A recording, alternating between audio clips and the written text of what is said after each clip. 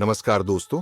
भारत का अगला कदम प्यार के ग्रह माने जाने वाले वीनस यानी शुक्र की ओर है।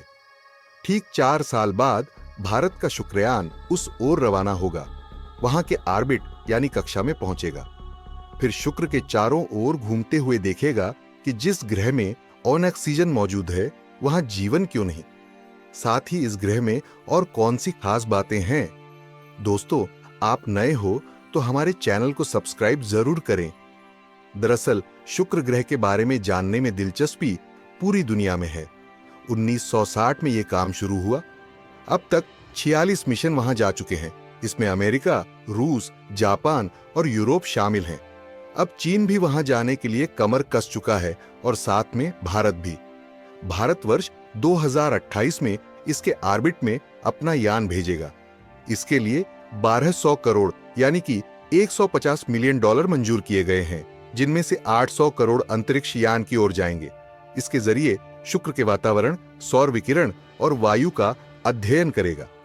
शुक्र ग्रह पर ऐसी बहुत सी जानकारी छिपी है जो हमें पृथ्वी और ग्रहों को बेहतर तरीके से समझने में मदद कर सकती है। शुक्र के लिए एक मिशन पहली बार 2012 में तिरुपति अंतरिक्ष सम्मेलन में प्रस्तुत किया गया था, लेकिन ये आगे नहीं बढ़ पाया। लेकिन इसको लेकर इसरो का अध्ययन जारी रहा।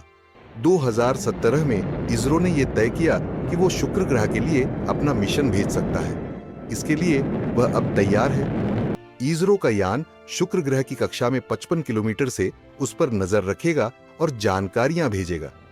अब आइए इस ग्रह के बारे में अब तक मालूम जानकारी की बात करते हैं।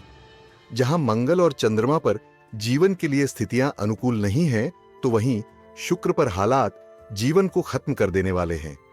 चंद्रमा और मंगल पर उपकरणों के साथ जिंदा रहा जा सकता है, वहां शुक्र ग्रह पर ऐसा करना असंभव है। शुक्र ग्रह पर ऑक्सीजन है तो सही, लेकिन उस रूप में नहीं कि उसमें सांस ली जा सके।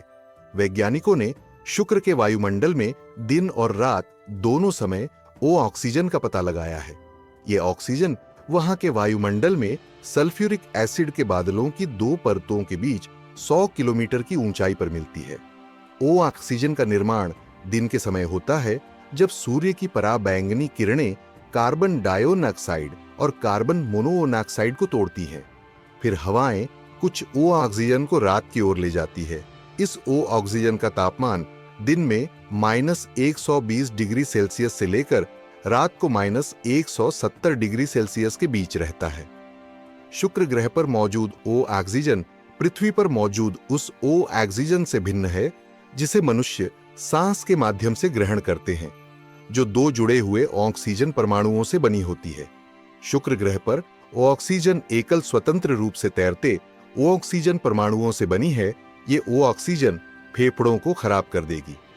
वहां का वायुमंडल कार्बन डाइऑक्साइड और सल्फ्यूरिक एसिड के बादलों से भरपूर है।